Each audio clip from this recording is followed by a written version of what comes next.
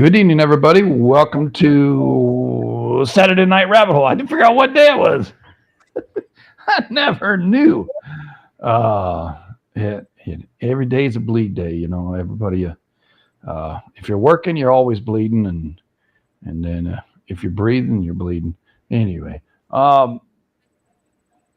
welcome to Saturday Night Rabbit Hole with Luke Clemmer and Professor Canuck Emeritus, or what do you call it? Uh, The fault fanatic. Honorary.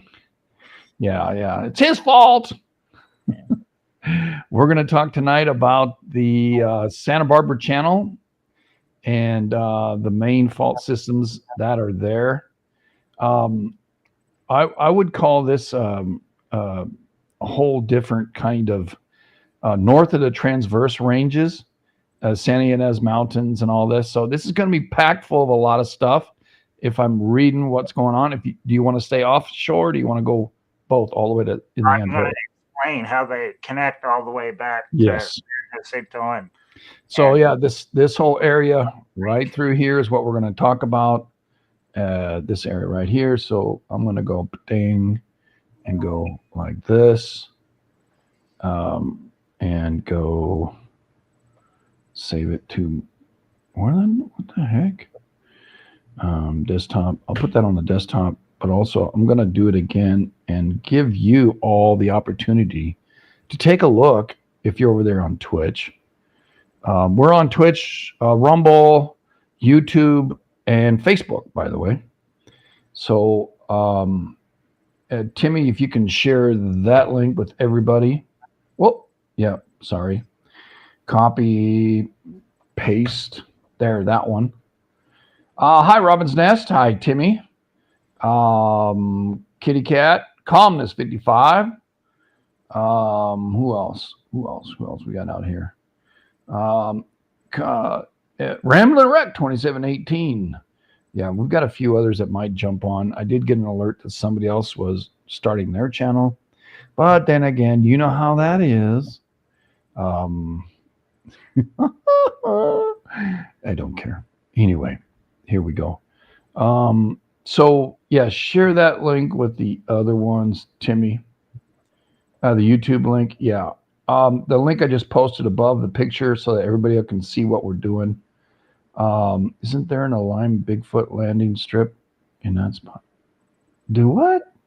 Yeah. Well, if the Bigfoot likes thrust faults, you don't want him jumping around on it, because that's what we're talking about. Right, correct. Yeah, this is a transverse ranges, and a lot of squeezing is going on. Yeah. All right. So, do you have an article you want to post first, and then we'll jump on that? Yeah, I'm going to explain a little bit Sure. first, and then I'll go into more details. All right. So, when we started this whole thing, we started with Raymond Fault and all those ones. Yeah, right through here. Yeah. This is a Santa Cruz Island fault, which turns to the Malibu fault, turns to the Santa Monica fault, Hollywood, Raymond, Cucamonga, and a little piece of the Sierra Madre. Yeah. All into the San Andreas. Yeah. So those are all the bottom of the transverse ranges. Correct.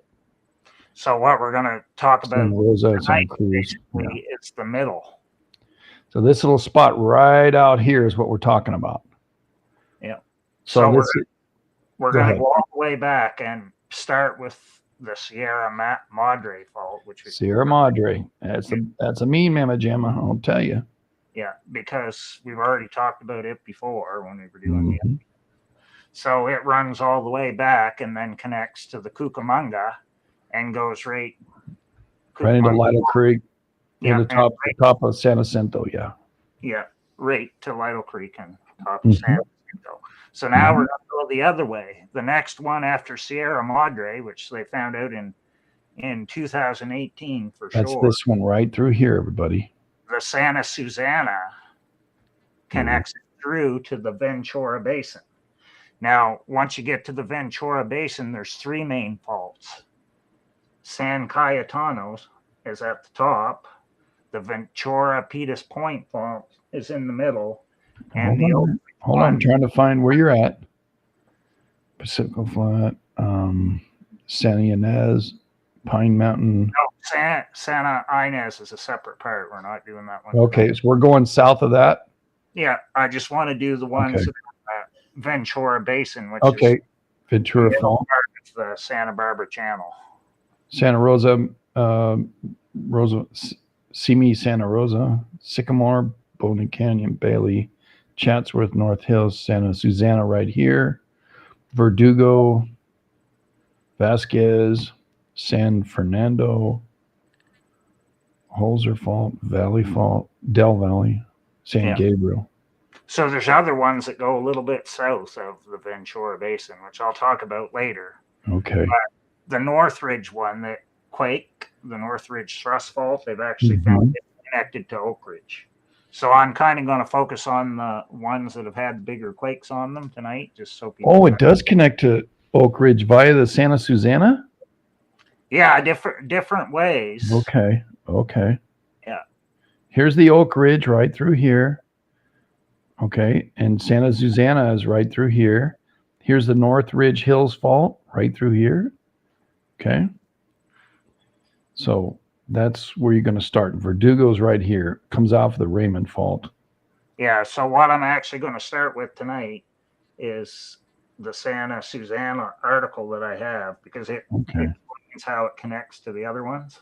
Okay. It's like the linkage between the Sierra Madre and all the stuff going out through the Ventura Basin into the Santa Barbara Channel. Okay, so it makes sense once we all go through it, because they found they're all thrust faults. Let me share this with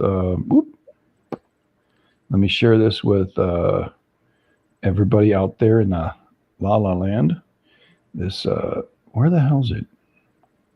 Oh, okay, it's going to be here. Share. I'll do that, and it's not that one. Screen fault map. There we go. There's the fault map. Sorry, everybody. Show on stream. There you go. All right. So you've got the floor, buddy. Go ahead. So I'm going to put in the first study. Okay. Maps in it, shows how they connect. That's for those people who are on Twitch. You'll be able to follow along. Right now, we're going to stay with this map for those on YouTube, Rumble, and Facebook, because this is pretty clear what everything's located. It's PDF file, so I'll wait for you to bring it. All right.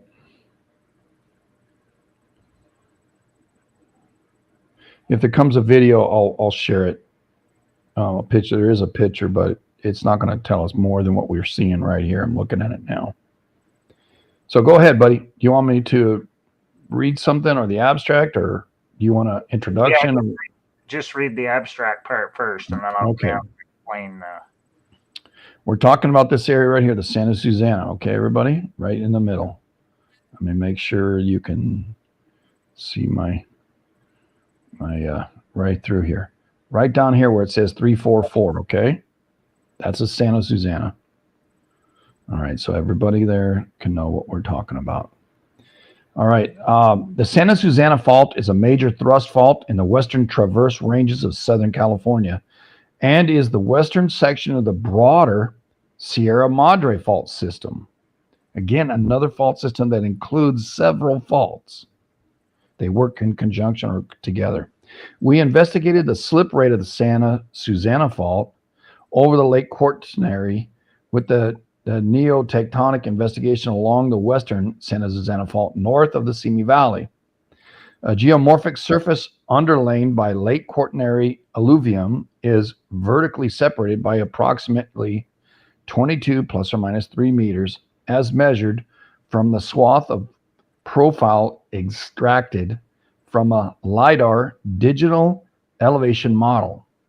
We calculate the dip slip since abandonment of the surface using fault geometry estimated from field observations and compiled previous work, finding that most likely the fault dip of 20 degrees to 25 degrees.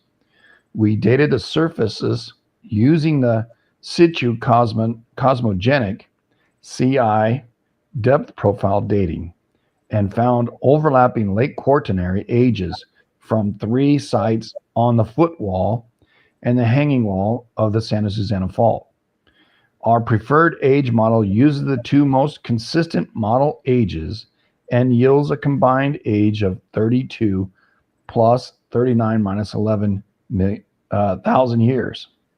Using distributions of slip and age, we calculate a preferred slip rate of 1.3 to 1 point or plus or minus 1.2 to the negative 0.7 millimeters a year. So plus or minus 1.3, so millimeters is a very small amount. Okay, we're only talking a little tiny bit over the past 32,000 years, and it's likely a maximum rate of less than 4 millimeters a year. The Santa Susana fault rate is considerably lower than the estimated in studies over longer timescales and suggests that the Santa Susana fault has slowed and greater shortening rate is being accommodated by other structures across the strike. And then it goes into the introduction. So basically, the study is talking about why is the Santa Susana fault not moving like everything else?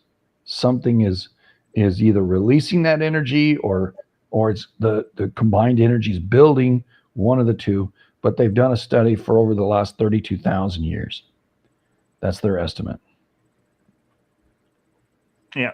So now what I'm going to do is just read off the introduction part because there's 2 maps after this that Right, which I'm going to put online.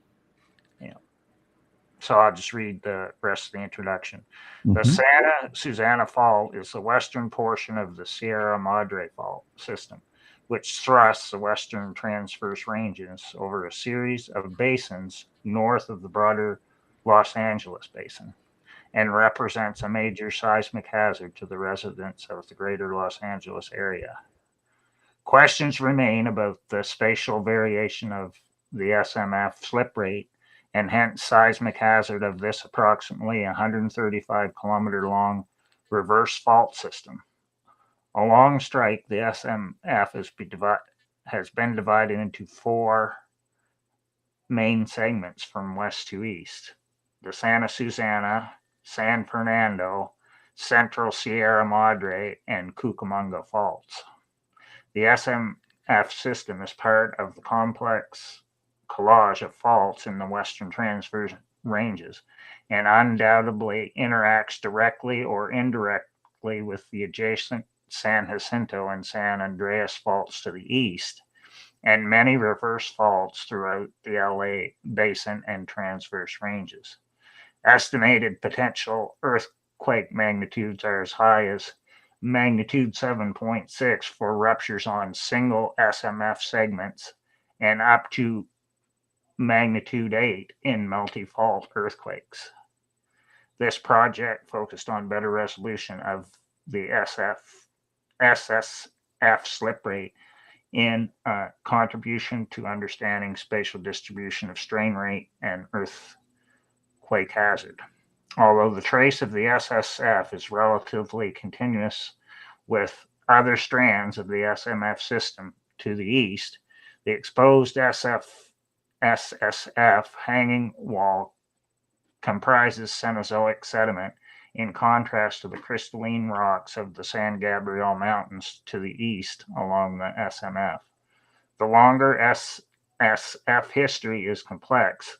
It formed as a normal fault during transtensional deformation in the Miocene and was reactivated as a reverse fault in the Pliocene to Quaternary during reorganization of the plate boundary fault network. The reactivated SSF is part of the broader temporal evolution of the Western Transverse Ranges thrust belt, which is generally propagated southward and extended westward. The modern SSF crops out along the face of the Santa Susana Mountains, unlike the other traces of the SMF, which daylight at the San Gabriel Mountain Range front. This geomorphic position of the SSF has attributed to uplift of the SSF in a hanging wall of the blind south dipping Northridge earthquake fault. So see, Northridge is attached to this too. Northridge is in the valley. Yeah, north dipping thrust faults such as the Northridge Hills and Mission Hills faults, based upon stratigraphic age relationship and structure relief of quaternary stratigraphic markers across the Santa Susana Mountains. The SSF has a rapid slip rate in the quaternary following its reactivation as a reverse fault. Alternatively, the geomorphic expression of the SSF today has been interpreted as modern inactivity.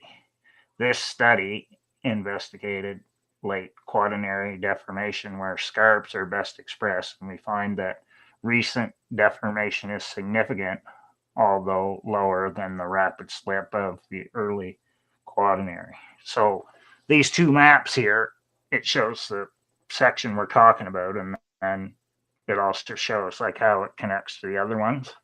And the ones to the left are the ones I mentioned already. On the map, it shows it as the SCF. VB is Ventura Basin. SCF is San Cayetano Fault. ORF is Oak Ridge Fault. And VPF is the Ventura Peters Point Fault. And we're going to go into those in more detail next. So the maps kind of show how they all connect. Now, this study's pretty new. I think it's from like 2022. So this. All right. So let me try to give a little more detail to what we're looking at here. The Santa Susana Mountains, the Santa Susana Fault right here, which is all the way there. What he's talking about is this fault system works all the way. Here's the Ventura Basin way out here, right? And Ventura Basin is way out here.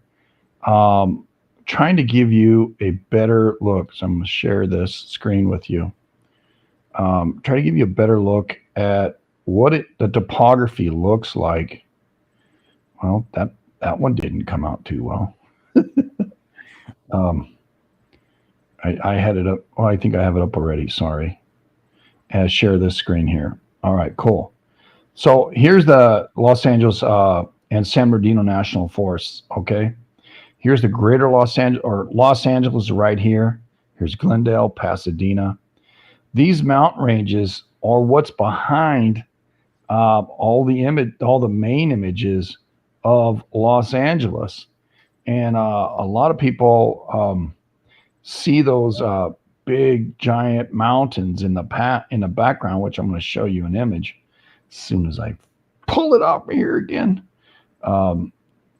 And so you can kind of, when we have the 2D image, just looking at it, it kind of looks, I don't know why it's not coming up. Well, alrighty then. It doesn't want to show itself. Wonder where it went. Oh, maybe it's on the desktop? Nah. Well, I don't know where the hell it went. But anyway, these mountain ranges are pretty insane. And here's an image. And I'll share this one instead. Here's Los Angeles. You can see these mountain ranges behind here. What we're talking about is the bases over the side of this one. These are the Pasadena Mountains. On the other side, the fault systems that work right at the base of these mountains. That's what we're after. That's what we're talking about. So back to here. Here's another great image on Flickr. You'll see the base of these mountain ranges right here. That's what we're talking about on this, the larger one of the two. Okay. And you can see in this image here just how complex it is. They're not all just straight, like a fault you got all these different ones a fault in here, a fault there, in here, in here, in here, and and this is Mount San Antonio. So that's within the San Gabriel Mountains. Okay.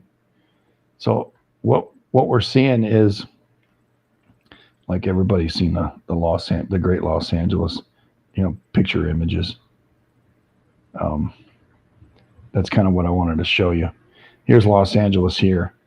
It's behind them. Okay. And what drove these mountains up?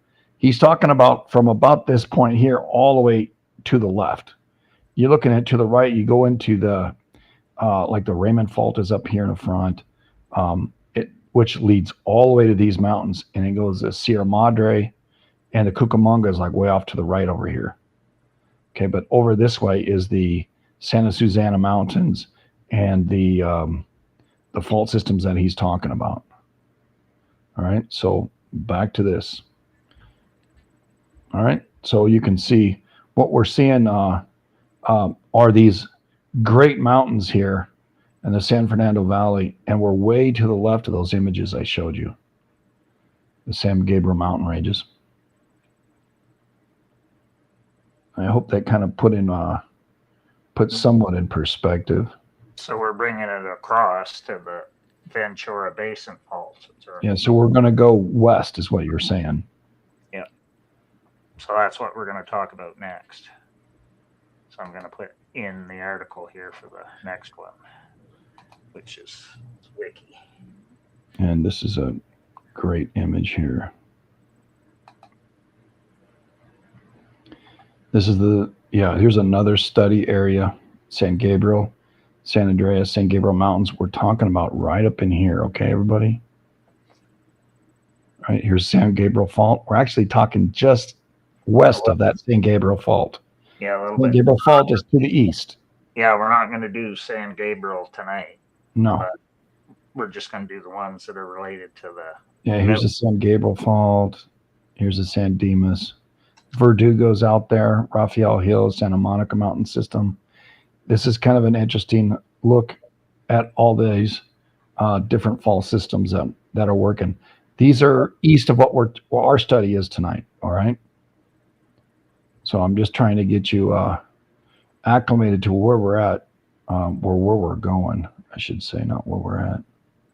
Yeah. So I want to do the ones tonight that make up the Ventura Basin because they run out into the Santa Barbara Channel. So that's what we're going to do. We'll have to do the San Gabriel and all those ones later because they connect through Santa Ynez and all those ones. But tonight I just want to do the ones that are offshore because they're super dangerous. And yeah, I already heard something saying 8. I'm like, what? Yeah. Yeah. So I put the wiki in there for San Cayetano. Okay. San Cayetano. All right. That's offshore, no? It's onshore and offshore both. See, this is why it's an issue. I'll explain that when. Okay. All right. More when we do it. I've got some images I'm working with too here. Hold on. I messed up here. Take this one out. Apologize. Share this. All right. So I'm going to scroll out on this just a hair to the west for you, so you can see where we're going. All right. We're following this Oak Ridge, and I'm assuming you're talking about Montalbano's Fault. All right. Yeah, San Cayetano actually has 2 branches, but I'm going to focus on the one that goes into the Ventura Basin for now. We'll talk about it later. Because there's a whole crap load of faults here. And I'm trying to make the Sycamore Canyon of Booney Mountain there, those faults. I can't pull up an image of the fault you're talking about. Thrust Fault in Ventura County. It's the one the Ojai quakes have been on in 2022 and 2020. Okay. Well, we'll figure that out. Yeah. So this wiki for it is really short, but I'm going to go into it. And Sure. I'm Go going ahead. to first and then go into more detail after. Yeah, that's fine. Go ahead. The San Cayetano Fault is an east-west trending thrust fault in Ventura County, Southern California. It stretches for 45 kilometers north of the city of Ventura near the, I don't know if it's Topa Topa or Tapa Tapa. Topa Topa Mountains. Piru or Piru, I don't know how you say Piru it. is a lake. Yeah, it's up in the middle. Piru, Fillmore's, Sulphur Springs, Ojai. Yeah. Yeah. So it says here the last known surface rupture was less than 5,000 years ago. Recent research indicates that the San Cayetano Fault may have been the source of the December 21st, 1812 earthquake. So the one that made the tsunami Really? at Santa Barbara. Oh. So it actually extends off and goes into the water like all these ones that we're talking. Oh. And the reason why I did it that way explained how it went back to the interface of Lytle Creek and the San Jacinto and the San Andreas, because see, that's how the quakes worked in 1812, right? Because the San Andreas and San Jacinto went off first on December 8th, 1812, and then well, now they think, based upon what they've studied, that it was the San Cayetano Fault going out and then offshore that made the tsunami that hit Santa Barbara on December 21st, 1812. So see, I just did the magical connection right there. Sure. Yeah. And they think that was a 7.2. Now you're talking about a fault. I can't find it on my map because it's a small fault, 40 miles or so. Yeah. But I can't find a reference on this map, so that's what I'm looking for. Yeah, you'll see it when I get into the newer studies, because they have. Excuse me. The only problem with the conservation ones, they're way behind. They're like Right. 2015, 2017. Yeah, So, even a Caltech one, Southern California Earthquake Data Center, they're not really showing it either. Yeah. And so I'm just having, a little difficulty to find it. Yeah. So what I'm going to do, I've talked about that one, but I'm going to explain the other two that are in the Ventura Basin. So the San Cayetano Fault's at the top of the Ventura Basin. And then the next one. Yeah. Okay, Ventura Basin's kind of small. It's not very big. It's north of Simi Valley. Yeah. Am I correct? Yeah. Yeah, because all those faults that are there come out into the... Oh, here's the Cayetano Fault right here. Okay. Yeah, so right under 340 right here. Okay, everybody, that's what we're talking about, which turns into the Santa Ana Fault, Arroyo Parida Fault, Lion Canyon Fault, the Holzer Fault. So that's what we're talking about right through here, which touches the Oak Ridge Fault. I was looking further south. It is actually a little bit north. Yeah, they all come back close together again in the... Okay. Yeah, you went from the Santa Susana Fault. You went north. I didn't know that. And it probably didn't tell us. Yeah. So it's okay. No big deal. I found it. Top and then work my way down. So I'm going to get the middle one next. Okay, well, that's where the Santa Susana. You're going to go south to Simi Santa Rosa? No, I'm going to go the Ventura Fault. Ventura. All right. Because Ventura Fault is attached to Peters Point. It goes offshore. Oh, Ventura Fault right here. Okay, this is where we're at. So he talked about this one, the San Cayetano. Then the Ventura Fault is this one, which is just north of the Oak Ridge. Okay. Yeah. So he started on the Oak Ridge. He went up, and now he's coming back down to this one. Go ahead. Yeah. So I got to put the study in for this one.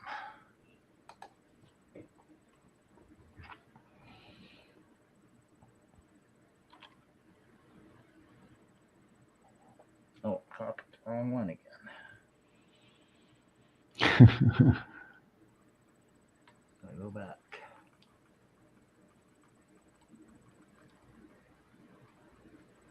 Copy the previous one. That's all right, brother. I'm trying to download this fault. I don't. All right. That, not copy. Some of the studies sometimes don't want me to copy them for some reason. Yeah, I'm having that trouble too. Yeah, I'm downloading. Downloading it. Try it again. Research.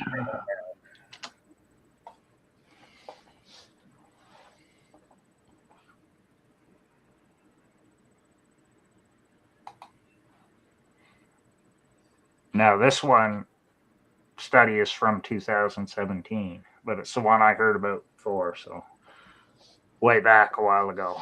So I've known about this one for a while. So I'm just going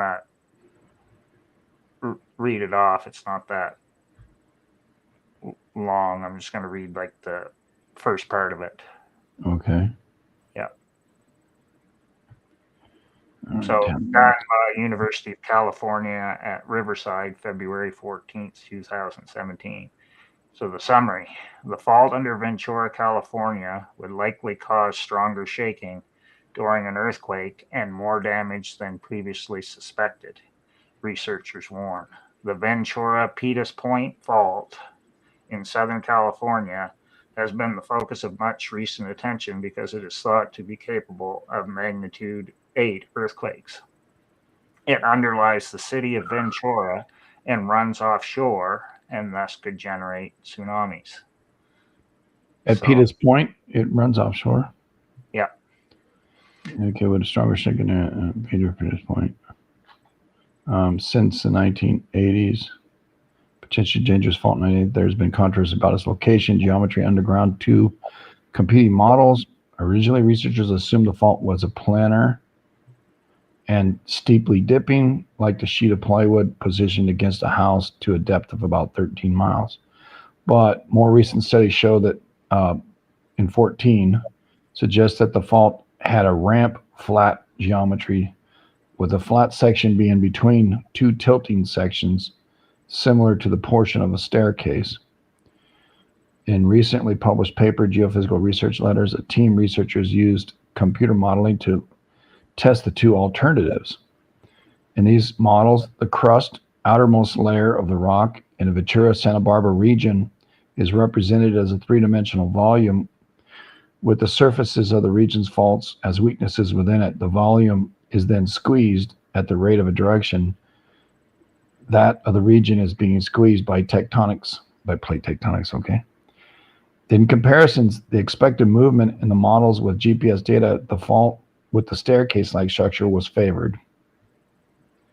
That means more of the fault, which runs westward of 60 miles from the city of Ventura through the Santa Barbara Channel beneath the cities of Santa Barbara and Gioletta, is closer to the surface. That would likely cause stronger shaking during the earthquake, more damage. Our models confirm the Ventura Peters Point fault is a major fault that lies flat under much of the coast between Ventura and Santa Barbara, like Gareth Funning, as associate professor of geophysics, Riverside, studied. This means the potential source of large earthquakes is just a few miles beneath the ground in those cities. We would expect very strong shaking if one occurred. Future research will address the consequences of there being a fault ramp under Ventura. Researchers now can run more accurate simulations and ramp model to predict where the shaking will be the strongest and whether there would be a tsunami. Whoa! That's crazy. Yeah. So that gives you an idea there how important these faults are, because they're both like thrust faults and they go offshore, so they can right. cause issues. Where my mind is all the time is, what do they mean? In the map that we're looking at right now, right? which I got like too many pages opened up, but and all right, that's okay.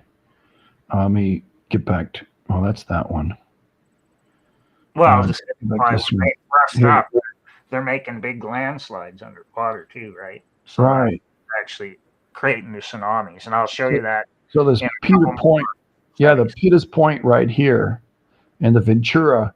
They say this is a ramp kind of fault. So um, I have my little drawing picture out here. We can talk about that again. Screen, window. There we go. So show on stream. There we go. So ramp kind of leads up, right? A ramp. So these faults, right, are doing this kind of thing, and then we have the mountains, and then out here, and then we have the ocean, right? So a ramp kind of fault. So thrust faults we were talking about several weeks ago. Now that we see this thing happening out there in Los Angeles, these are the type of faults that have this kind of setup where if there's uplift that is happening, which it is happening in these mountains, these have a tendency. Oh, that's my alarm. Tell me, hey, rabbit hole. Dude, we're in a rabbit hole. These kind of fault systems where one can actually, slide down from another by all the uplift that's going on. And that's what's happening off the coast in Palo Verdes.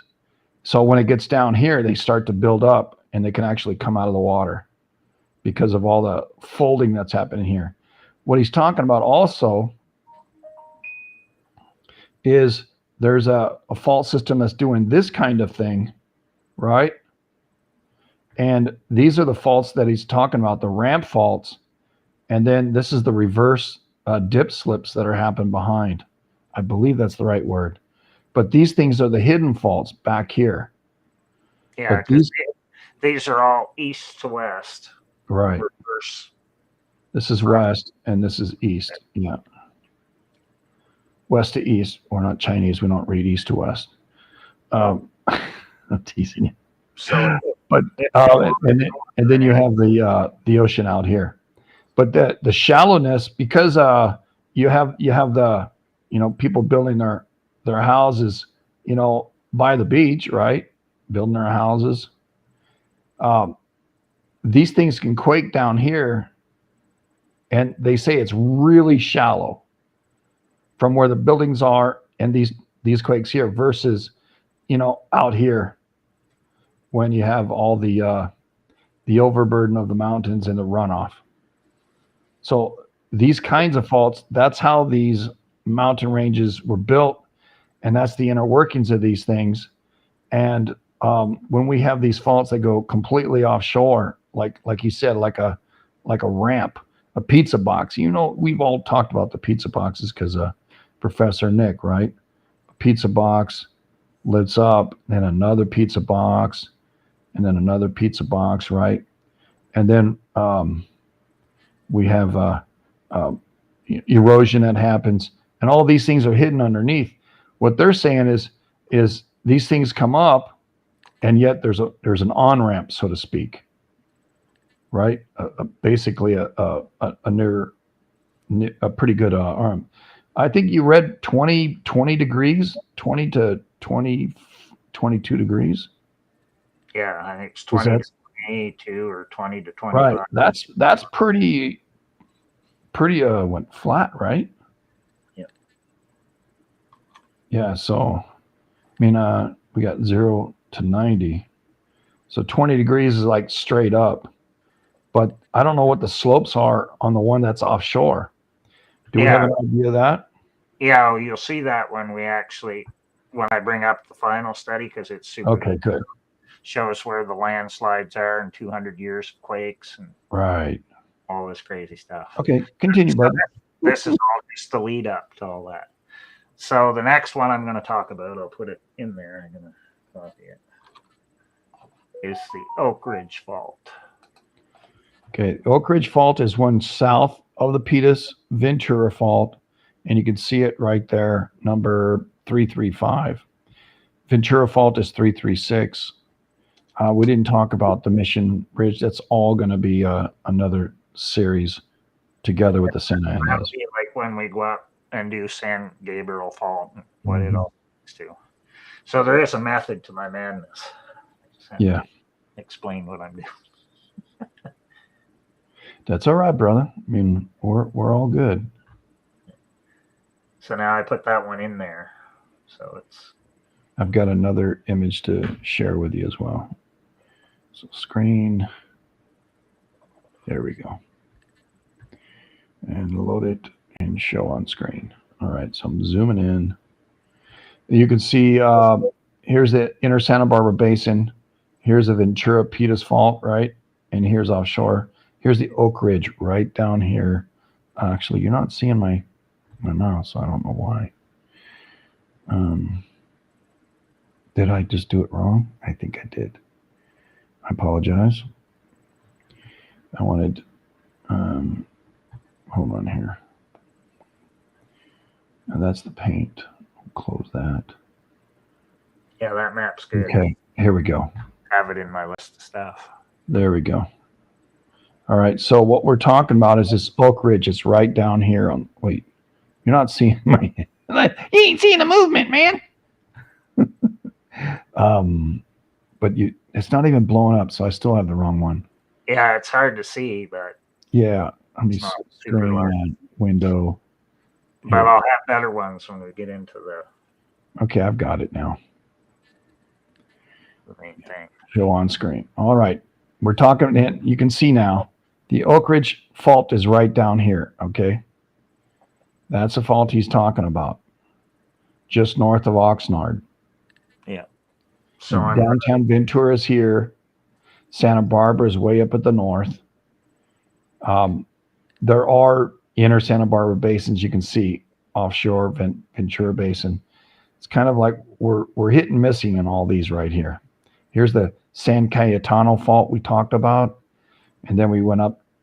We didn't talk about that one, but Ventura Pius Point goes all way offshore, and then here's the Oak Ridge Fault. Right, it has a splay off of it as well. But go ahead, buddy. yeah. So now I'm just going to read what this one says from the SCEDC. Mm-hmm. So Oak Ridge Fault, it says type of faulting thrust, length 90 kilometers. Nearest communities is Santa Paula, Fillmore, Satacoy, and Ventura. Most recent major rupture, Holocene, in part mainly late Quaternary. Its rate that it slipped between 3.5 and 6 millimeters a year. That's pretty fast. Yeah. That's pretty fast. Wow. Probable magnitudes for just this one section, 6.5 to 7.5. Now it says the fault dips to the south at a fairly shallow, less than 45 degrees angle. So see, it's the same thing as what we've been talking about the other ones. Thus, epicenters of earthquakes on this and any other thrust fault may appear far removed from the surface trace. The surface trace of the Oak Ridge thrust is fairly easy to find on just about any map of the area you might have. It forms a ridge, hence its name, to the south of its trace, and is roughly paralleled by both the Santa Clara River and California State Highway 126 from the town of Piru to the coast just southeast of Ventura. The Oak Ridge thrust continues offshore out to a point about 20 kilometers due south of Santa Barbara. The offshore segment is associated with a definite zone of active seismicity, though the only known Holocene surface rupture is found well onshore between the towns of Bardsdale and Fillmore. At its eastern end, the Oak Ridge thrust becomes progressively more difficult to trace and appears to be overthrust by the Santa Susana Fault, thus becoming a blind thrust fault. Indeed, the fault associated with the 1994 Northridge earthquake is probably part of the Oak Ridge fault system, as it shares many of the characteristics of this fault. This blind thrust is known either as the Pico thruster, named for the Pico anticline, a geological fold it is creating, or as the Northridge thrust for more obvious reasons. So basically, Oak Ridge and Northridge are connected. So once we get into the study that shows all the earthquakes, you'll see how they're all connecting on these various faults. So that's what I'm going to give you another map that shows this better, and I don't think Joe has seen it yet. I don't think so. I haven't seen anything you've put up. It's I have my own, and I've got a sideways view of the Santa Susana Fault, and it's a cut. Let me see. Share this, and try to show it with you. Here we go. All right. Here's the Santa Susana Fault right here, and you can see here's the surface way up here, right? So what they've done is they're able to tell South Strang Fault, Pureview Fault, and all these different breaks down here. Also, here's Pico, Townsley Canyon, Lyons Canyon, Santa Susana Mountains, Oak Mountain Syncline. That's the dip. Remember, syncline is a down, anticline is an up. That's the Pico anticline going right through here. And but go ahead, you got another page you're working on. Yeah, I gotta copy it again. It didn't want to. Okay. The Caltech, it's 90 miles long, or 90 kilometers long, about I think 50 miles.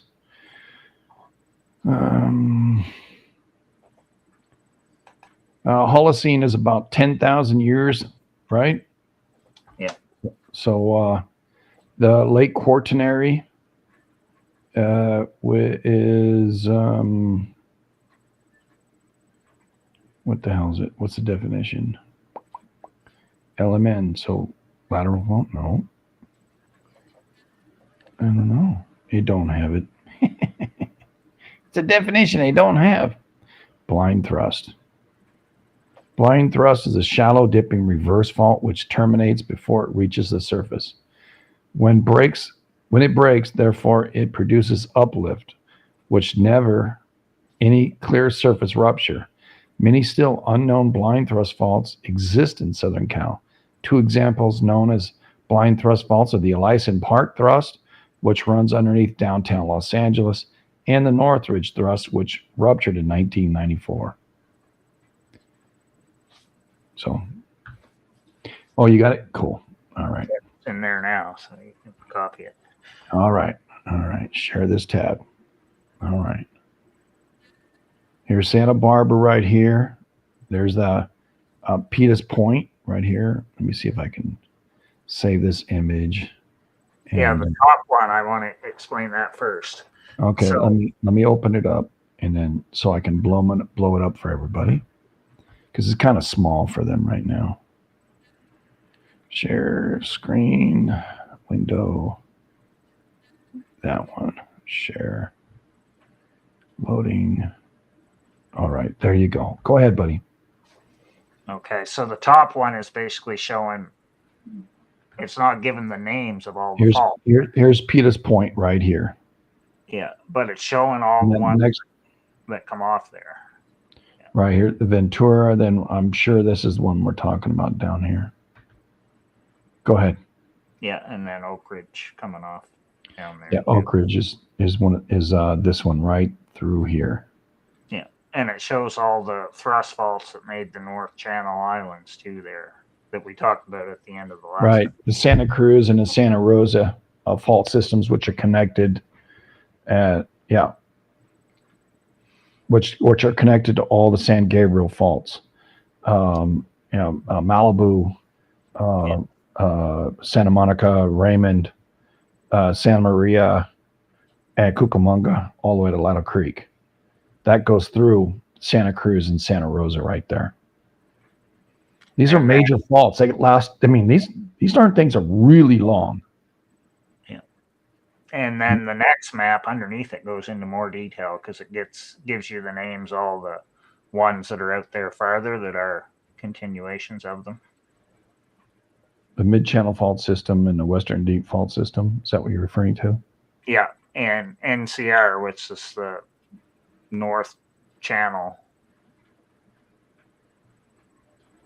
Fault, West and Center, and all those ones up there. But to explain this, they're also where the oil platforms are. Okay. Because they're thrust faults, so they lift up the oil traps so you can get the oil. So that's why there's so many oil platforms out in the Santa Barbara Channel, because they're actually getting the oil from where these thrust faults are. Same as what they're doing down at Wilmington and that area too. Huntington Beach, Long Beach. It's all the same thing. So it's pretty interesting. Yeah, I think so. Yeah. So I wanted to show that as a setup for the next What one. you got now? So I got to bring up. I'm trying to close all these other ones here.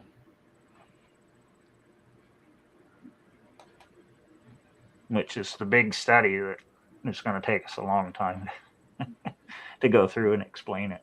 Okay. Well. So that's what I'm bringing up next. All right, but I'm just shutting down all these other links I've got going.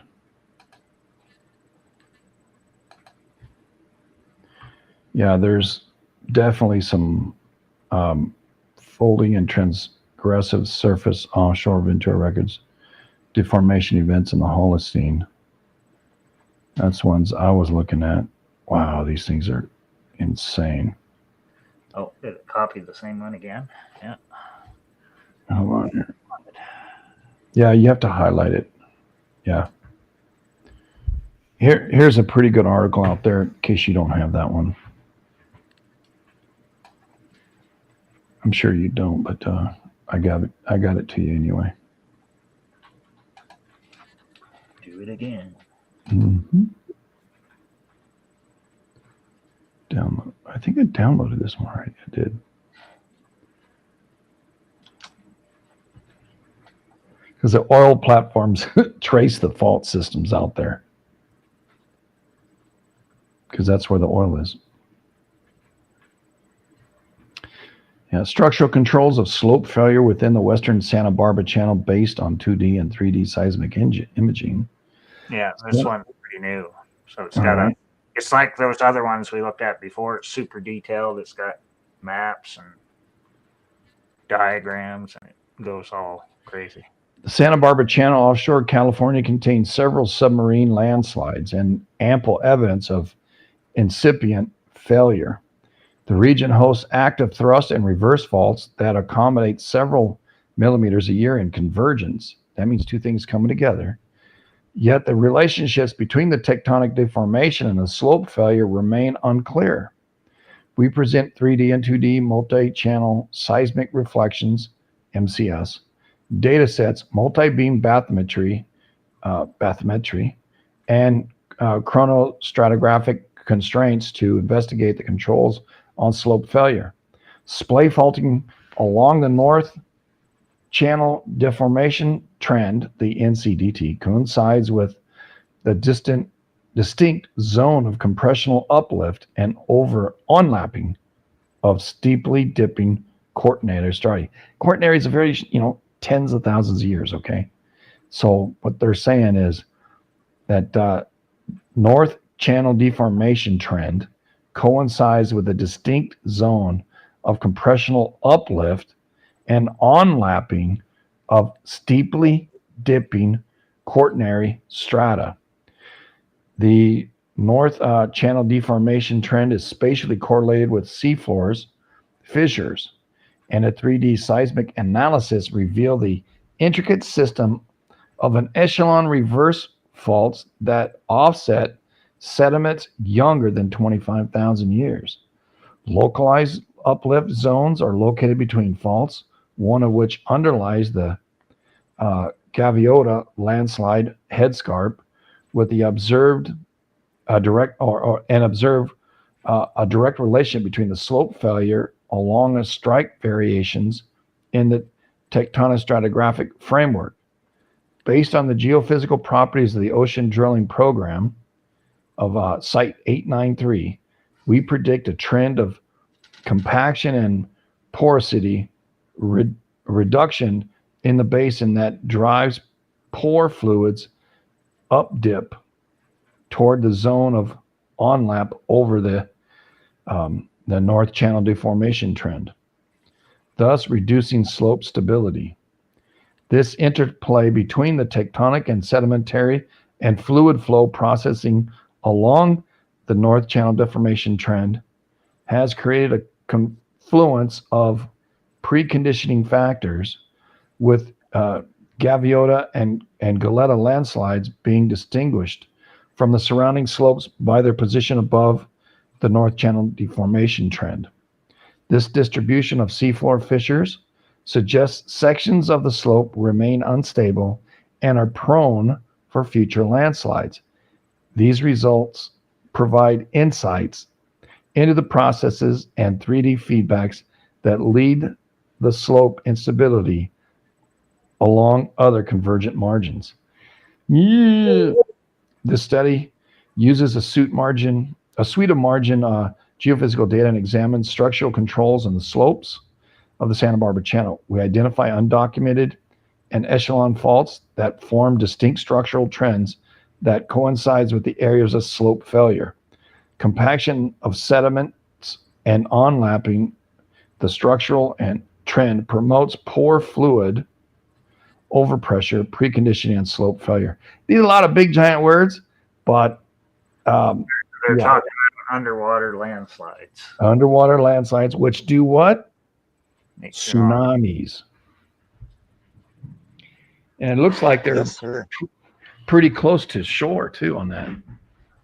Yeah, and it goes into way more detail the farther we go into this. Okay, I'm going to say I this. was all excited when I saw the first map where it shows all the earthquakes, Uh-huh.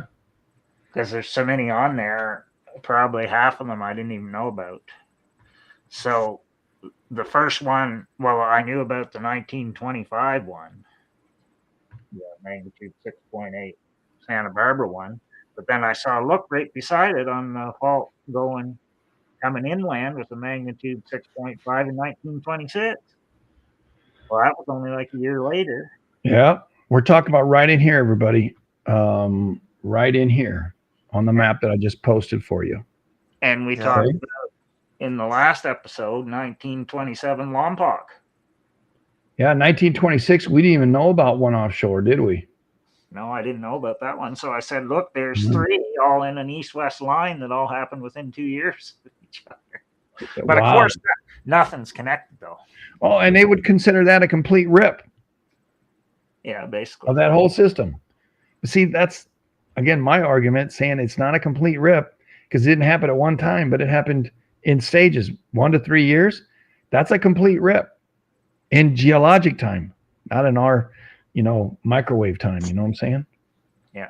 And then I started looking at the ones up at the top and I said, 1854 magnitude 6, which is up on land.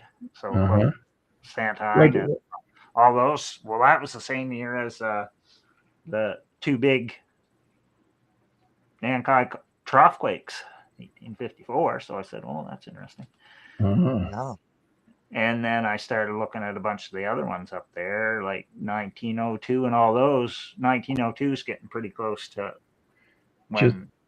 How do you relate? How does it relate, Kat? Just like the North Anatolian Fault system, how does it relate to this?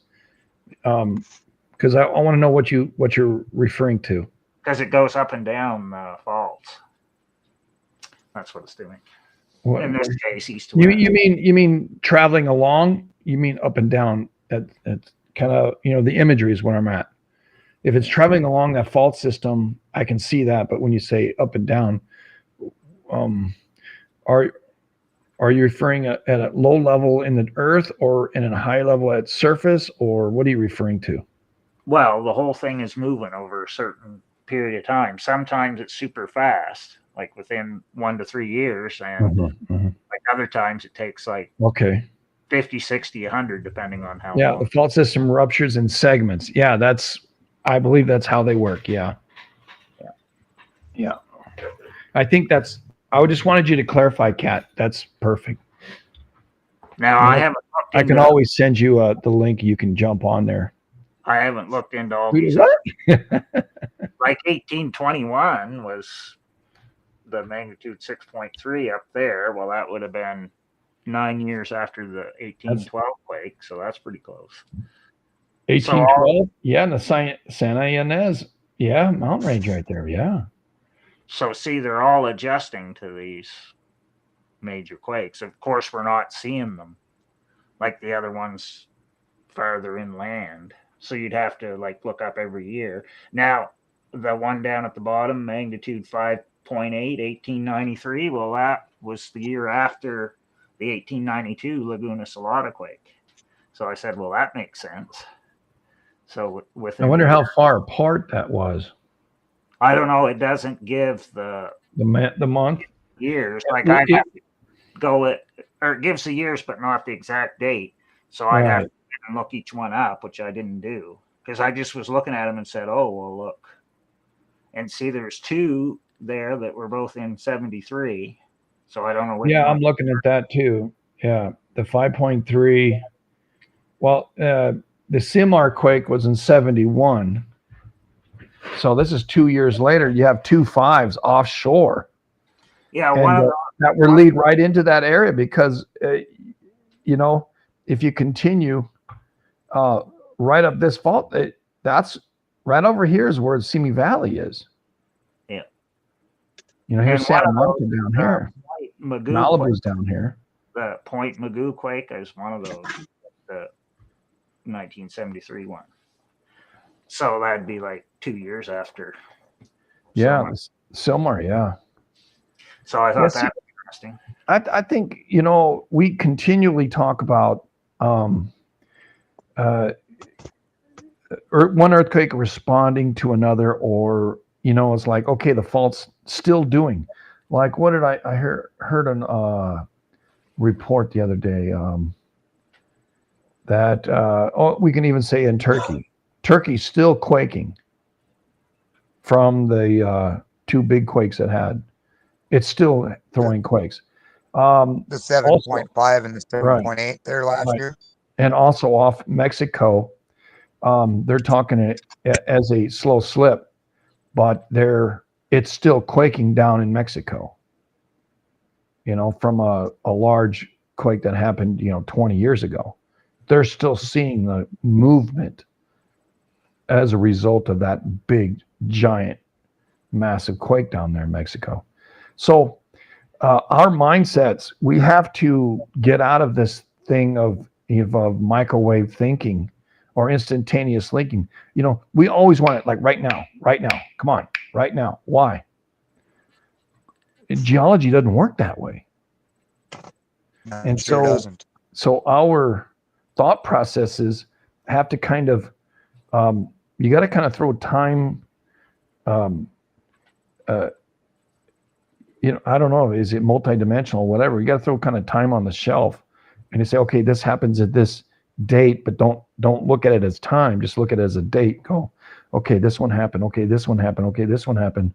Then you can see, well, okay, there's a progression here. And sometimes those progressions take 20, 30 years, like what was going out in Laguna Salada, 2010, right? Where did that go? Where did that pressure go? How long did it take? We've got Ridgecrest 9 years later, right? Or 19 years later? 9 years later. Yeah, 9 years. Yeah. It took 9 years for Ridgecrest to pop. But we had Napa in between. Don't forget. Yeah, Napa's way north. Yeah. But when You we know, get there, I have to kind of look at uh, uh, larger images or larger thought processes, and then say, okay, that would bring the pressure back into the area. 500 miles. That's within that range, 500 miles. Napa and what was it, 1998 when the World Series quake happened? yeah, 1989. Yeah. 1989. All right. 92 was Landers. 99 was Hector Mine. Yeah, but I just found out from looking at all this other stuff, the upland quakes were 88 and 90. Yeah, I remember those quakes. One was called Fontana, one was called Upland. And both of those are along that Cucamonga Fault or the Sierra Madre Fault, right up there, nestled up against those mountains, and at the base of where the fire happened just a few weeks back. So and that goes in. Lytle Creek is just to the right of that, and so you can see when you just take in a moment in time, you look at an earthquake. Okay, that earthquake happened at such a date. But unless you kind of put it in a larger perspective, a couple of years before, a couple of years after, if you see anything happening, all right, maybe something's not happening. Then kind of expand your circle of thought process. Make it 5 years either side. All right, well, I start to see a little movement here, a little movement there.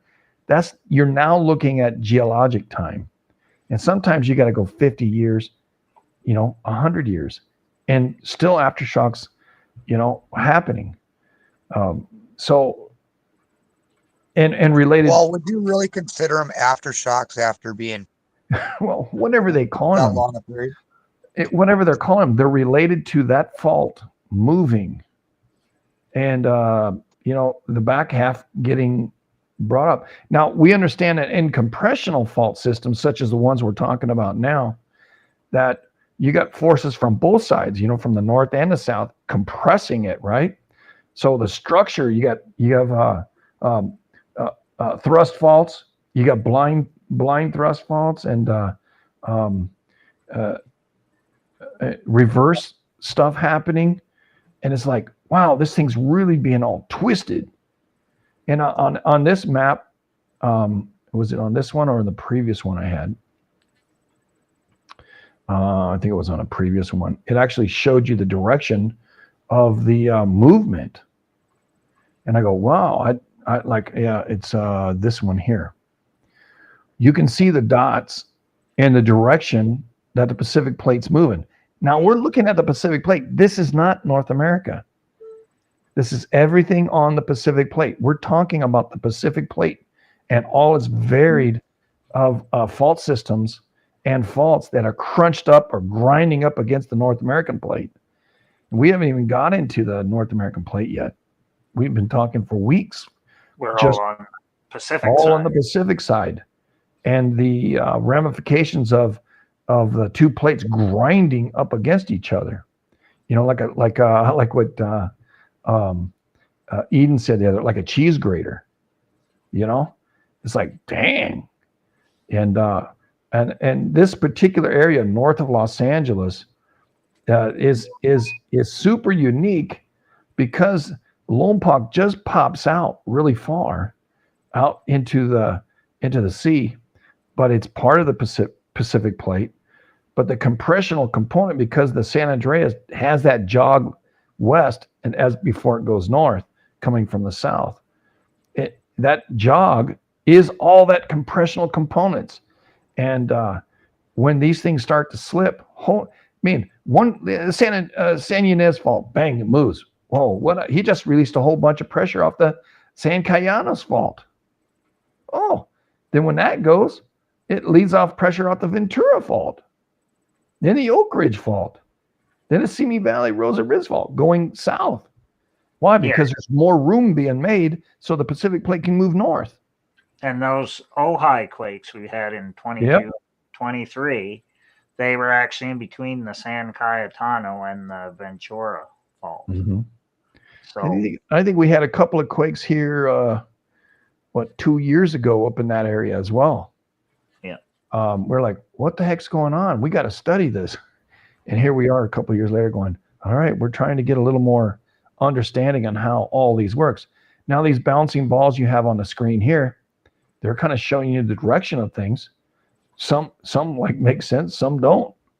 yeah. You know, And reverse dip slips, you know. the other one I noticed there on the Santa Ynez fault, magnitude 5.7, 1915. Well, that was the same year that Lassen erupted and the big quake in Nevada.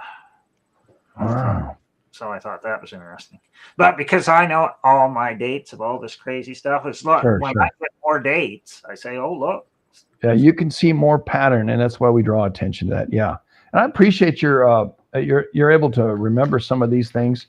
I have too much near beer in me to remember that stuff. And my age, I'm getting old. You're much younger than me. And again, I played baseball and sports and cracked my head a lot, and because I'm a knucklehead. But you're not. You've been good, and I really appreciate digging into the well, so to speak, of your mind, and pulling out some inside too. You know, though that none of these are active, I don't know what they're talking about. These, yeah, all right. Well, because they don't take the approach that we're taking. Yeah. You know, I always say, well, why is a fault? My first question is, why is there an earthquake happening right there? Well, it's completely random. Well, that don't really make sense. What do you mean? Oh, plate tectonics. What do you mean? Oh, don't worry, you're stupid. You won't ever know, because why spend 20 years in college studying this? Well, I think I've learned more in the last 6 weeks than I've learned in 60 years about this stuff, because we're talking about it. We're engaged. And I appreciate you, Canuck and Luke, for being here, helping teaching the old man new tricks, I guess. Yeah. Now the next map right below. Oh, shoot. We got another one? Oh, yeah. We just started this thing. That was just the first map. Oh, this is a warm-up. All right. Yeah, the next one shows where the landslides are. All right, good. Let me get the landslides in here now. There we go. There's the landslide. See them right here. Here's the Holly, right? Or the Santa Barbara right here, just north of Santa Barbara. There's the Gaviato right here. We talked about that, right? Isla Vista. Here's Goleta. We talked about those two places, and look at these landslides. Wow, the Goleta landslide complex, the Conception landslide, Gaviato, landslide.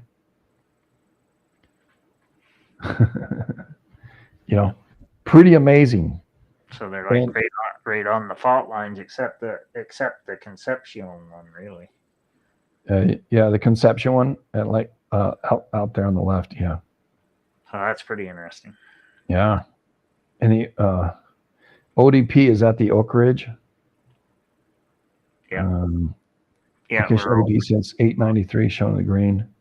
It has a different name when it goes out farther, but right. All the same one. It's just different sections. Because see, you can get bogged down on all several submarine landslides have been documented along the continental slope of the SBC, including the Goleta landslide complex, which generated at least 3 Holocene landslides at approximately 6, 8, and 10,000 years.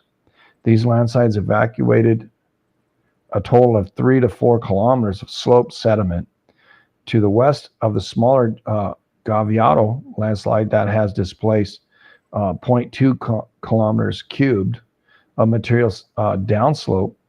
Much of the slope along the northern Santa Barbara Channel has similar geologic character, including relatively thick accumulation of quaternary sediment. It's, again, 10 to 15,000 years. North to southwest orientation, tectonic convergence, uplift along a regional thrust fault system, variations in seabed gradient, and active seismicity.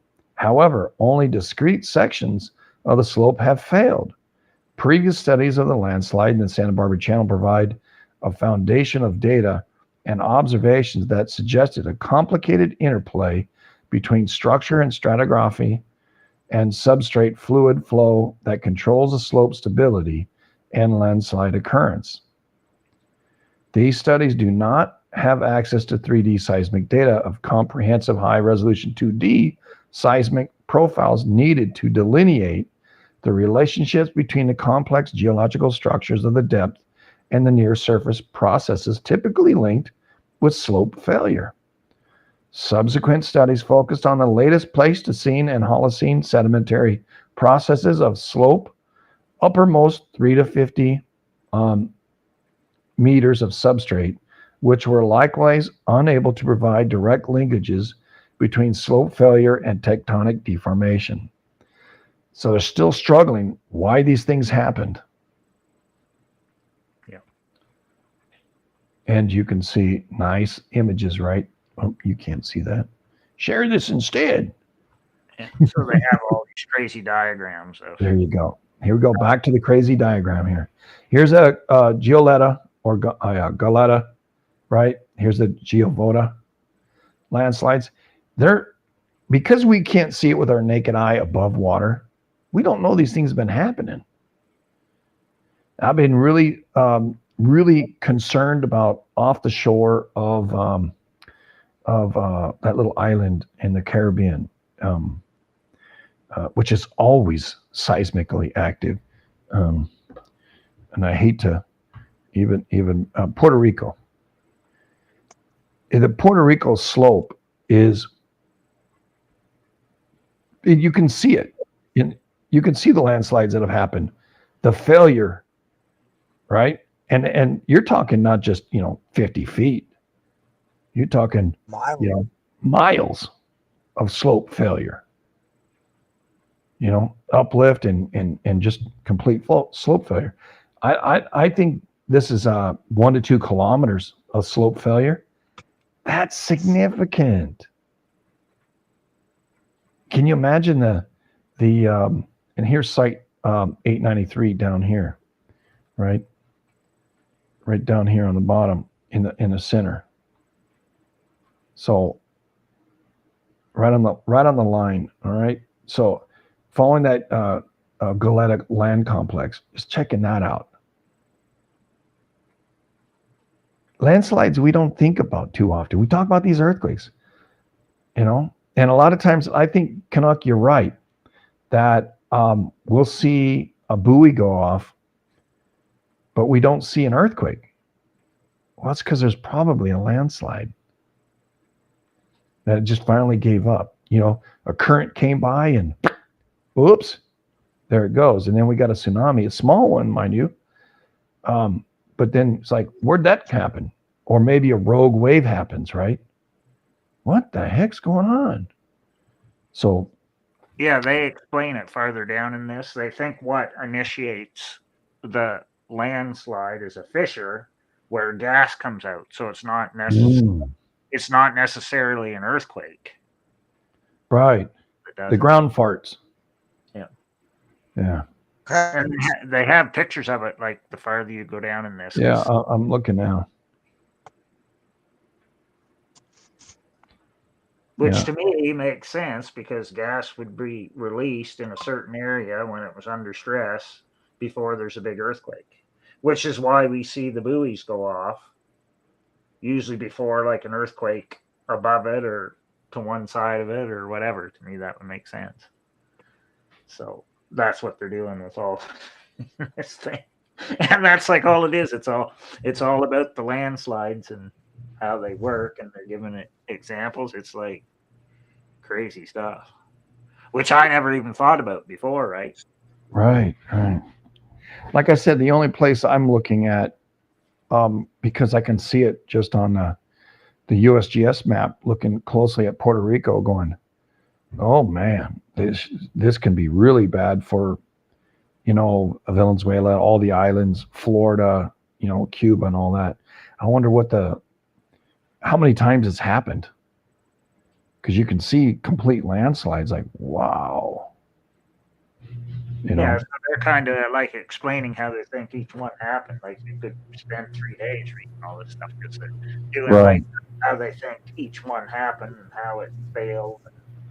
Like they're not saying that an earthquake caused it, but no, trying to explain how it happened, even though an earthquake could cause it. But right. yeah, so that's what they're doing. That's what they do all the rest of this thing. It's just like crazy stuff. Uplift below the Goleta landslide headscarps, and on this image you can see where the yellow lines down here. This is the landslide. Here's the uplift section, right? Here's the other landslide, right? NC fault strands along the NCDT, data artifact, southwest rotation of the fault strands. This is a pretty amazing image right here, tell you the truth. Yeah, this is 8 kilometers wide, maybe 6 kilometers wide, and every bit of 12 kilometers long in landslide. Wow. That's crazy. Here's a great image too. Hard to understand what's there, but here's the landslide here. Here's the other one. I think this one is fairly new, like 22 or 23. Yeah. Study, because the newer ones have like way more crazy details in them. So when you look at them, you find out all sorts of more interesting stuff. Well, you can see that some of this, like the Giovanna landslide headscarp, was due to uplift. Yeah. And then it just slid down. Again, we're talking about an anticline of something in the middle pushing up, and then everything else sliding down the face of the anticline. And that's where the on ramps. You'll see they'll talk about an on ramp. The fault kind of comes up and over, but there's an on ramp. And now they got different angles of these things, of course. These are 10 and 20 degrees here, but look at this fault. Steep strata above the NC fault strands, the blue line. I guess it's 2020, it says at the top. So I thought it was there. Series of interpreted 2D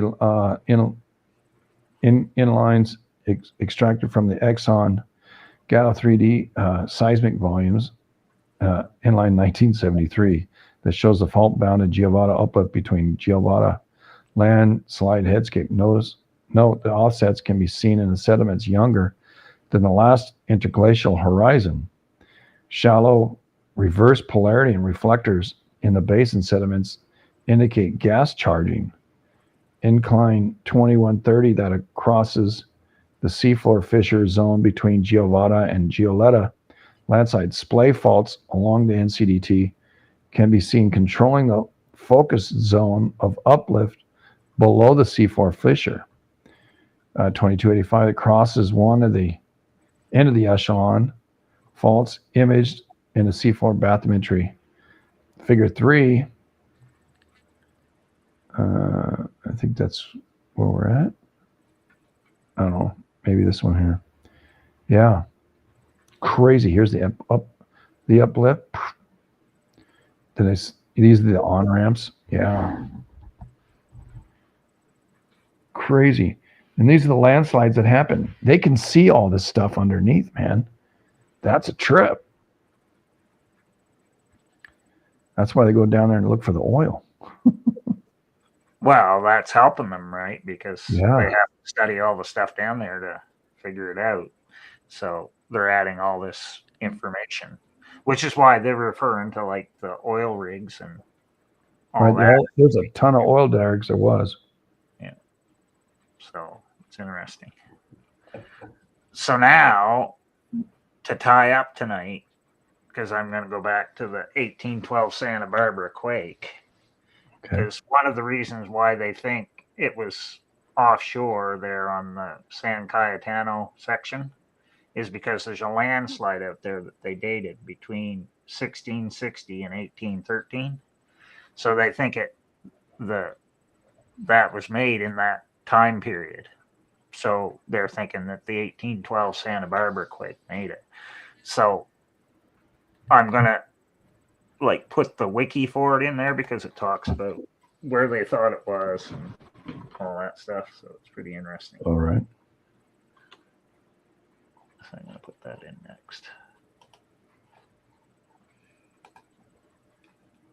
There's a Puentes fan, a Tarzana fan, Simi Valley fan, Ventura Basin. We're only talking about the Ventura Basin, which is the Piru fan. These fans are water. Wow. Conejo Volcanics. Ooh, there are some volcanics off California coast. Oh. A View publication. And they also call it the Ventura quake, so that's what's listed under. All right.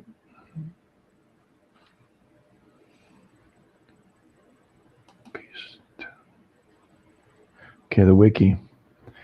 1812 Ventura earthquake, also known as the Santa Barbara earthquake, occurred on December 21st, 11 Pacific Standard Time. An estimated 7.2 earthquake was assigned with a maximum mercantile intensity of 10, extreme. The seismic shaking was followed by a tsunami that considerably damaged places in the present-day Santa Barbara and Ventura counties. California, which at the time was a territory of the Spanish Empire, one person was killed during the earthquake, another from the aftershock. The earthquake occurred, the region was recovering from another event December 8th. So it's going to explain that. The San Andreas is the master fault of the California. It is the main plate boundary in the San Andreas fault system, which consisting of other major active faults. The zone interaction between the Pacific and North American plates have resulted in hundreds of faults crisscrossing California. There are several strike slip, reverse, and thrust faults hidden under the Santa Barbara Channel that could produce devastating earthquakes and tsunamis, including the thrust fault that runs along the base of the Santa Monica Mountains, which we talked about. These faults are the result of the Big Bend in the San Andreas fault when it meets with the Garlock fault, exerting compression in the crust, forcing thrust and reverse faults to push crustal blocks upward. One riding up and over the other is basically what's happening. Studies have placed the source of these earthquakes on two faults. The location of this and source have not been agreed on, with some researchers providing the epicenter north of Wrightwood, the Santa Barbara Channel, or Topazada, and others in 81 proposed the location southwest of the 1925 Santa Barbara earthquake. Details of the possible tsunami would suggest that a thrust mechanism for the earthquake similar to the 1978 Santa Barbara earthquake, less than magnitude 5, which had a left lateral and north dipping thrust mechanism. Coulomb stress scenarios were developed using models for the December 8th earthquake along the San Andreas Fault and indicate that there was an increase in stress on the faults, which geometry may be the source of the December 21 shock. This indicate the latter shock was likely triggered by the December 8th shock. And Coulomb stress is a seismic related geologic process. Stress changes surrounding materials caused by local discrete deformation events using map displacements on Earth surface during the earthquakes. The computed Coulomb stress changes suggest that stress relief during an earthquake not only dissipates but can move up and down fault segments and concentrating in promoting subsequent tremors. Importantly, Coulomb stress changes have been applied to earthquake forecasting models that have been used as to assess potential hazards related to earthquake activity. All right, so they got a big old doohickey there to tell you about it. I'm going to jump down to the San Cayano Fault. Yeah. Located northwest of Los Angeles, 40 or 25 miles long, the San Cayano Fault is a north dipping reverse fault that extends from Ventura to the Sespe Mountains. The fault comprises of two segments separated by a right stepover near Fillmore. The eastern segment, known as the Modelo Lobe, is expressed at the surface along the southern margin of the mountains west of Fillmore. Its surface rupture diminishes to the east of Piru. The western segment's surface expression is located considerably above the mountain base because the segment lies atop the south dipping Sissard blind thrust fault and a north dipping blind thrust. The compression rate along the Ventura area is estimated to be 67 millimeters a year, accommodated by the San Cayano and Oak Ridge faults. At an epicenter proposed at Santa Barbara Channel was based on the reports of large tsunami flooded coastal communities. A study along the San Cayano Fault and Ventura County revealed evidence for a fresh slip during between 1660 and 1813, and has been interpreted as a powerful earthquake that was generated by a fault. Trenching by Dolan and Rockwell revealed a slip rate of 4.3 meters along the surface, or 14 feet. Rupture because of this earthquake. The event may correspond to the earthquake December 21, or one occurring just before the historical period. Two large slip events were found at the trench dating back to the past 350 years along that fault. The magnitude of these events, estimated to be greater than 7, likely ruptured the entire length of the fault. That's pretty crazy. So they're saying the Cayano can Make big make big ones. Ventura, Peters Point is the same thing. Mm-hmm. So is Oak Ridge. So the tsunami was about 13 feet in Santa Barbara, or at Refugio. It's in Santa Barbara, west of Santa Barbara, Giovanna. So that stands to reason that the Giovanna or the Goleta faults or landslides that we talked about earlier might be what occurred during this time period. Although the eyewitnesses said the tsunami may have been 50 feet high, the tsunami was recorded at San Francisco to be 13 feet. Run-up may have occurred at Kona in Hawaii. Yeah, it hit Hawaii too, but I don't remember. Well, you'd think that local would be much higher. So maybe locally it was, 50 feet. And who knows, that's pretty insane though.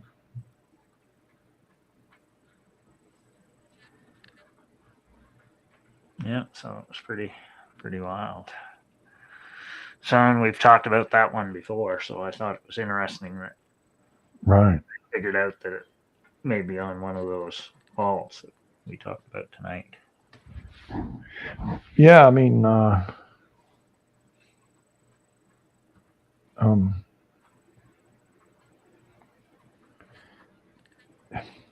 yeah. I wonder if I can. There's a lot of information out there regarding all these faults. And all we're trying to do tonight is give you just a few of them because it's pretty insane. And it's a very cursory overview.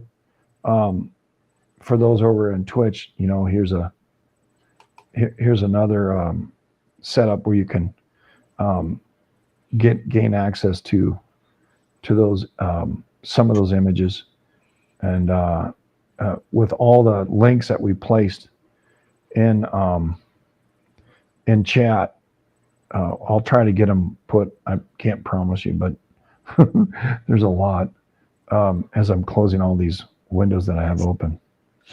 It's wild stuff. This is just what happens when we and I can't get into the Santa Barbara EDU. View the publisher. I don't know if I can get a hold of that one. But just doing a Ventura Basin faults lookup or search, you'll come across an immense amount of information. And here's a pretty good one on the tsunami that we're talking about. And when we talk about Los Angeles, we don't really talk about tsunamis that much. But sometimes when Great Lakes went into event mode, what engineering?